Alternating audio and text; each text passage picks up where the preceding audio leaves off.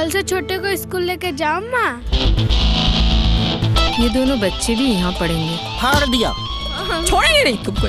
Deepor, dungaree, इधर आओ, इधर आओ। भैया मैं वो स्कूल नहीं जाऊंगा, मास्टर लोग मारते हैं। कि तुम्हारे काम में मैं भी हाथ बटाऊं।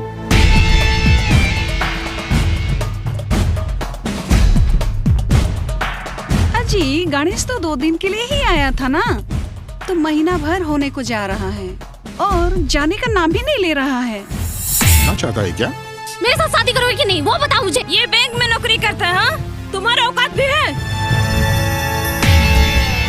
नहीं आ रहा। बाबा सब लोग तो नए नए कपड़े पहन रहे हैं, हम लोग क्यों नहीं पहन रहे हैं? बोलो ना बाबा। तुम्हें हरिया बेइज्जती दिखता मुझे अच्छा नहीं लगता है, तो सोचा मैं तुम्हारा हार्ट बता दूंगा।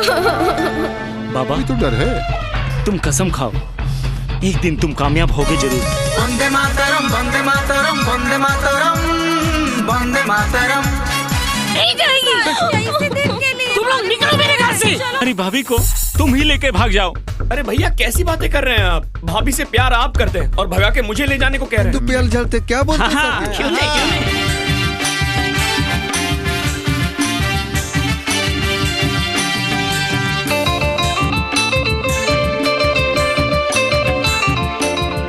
मैं कभी मांस मछली ही नहीं खाई हूँ, इसीलिए मुझे इसमें दिलचस्पी ही नहीं है।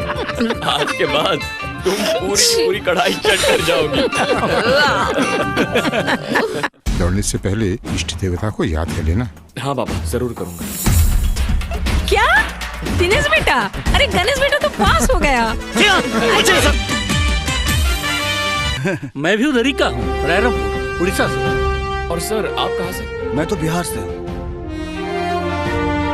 ये एलएसी का जगह है, दोनों देशों ने तय किया था यहाँ किसी का भी कब्जा नहीं होगा। फिर ये टेंट कैसा? हमें ऊपर से ऐसा करने के लिए आदेश मिला। ये एलएसी है, भारतीय सीमा है, यहाँ किसी की भी दखलंदाजी नहीं चलेगी। हट यहाँ से। साले चीनी हमारे सब्जी को हाथ लगाएगा।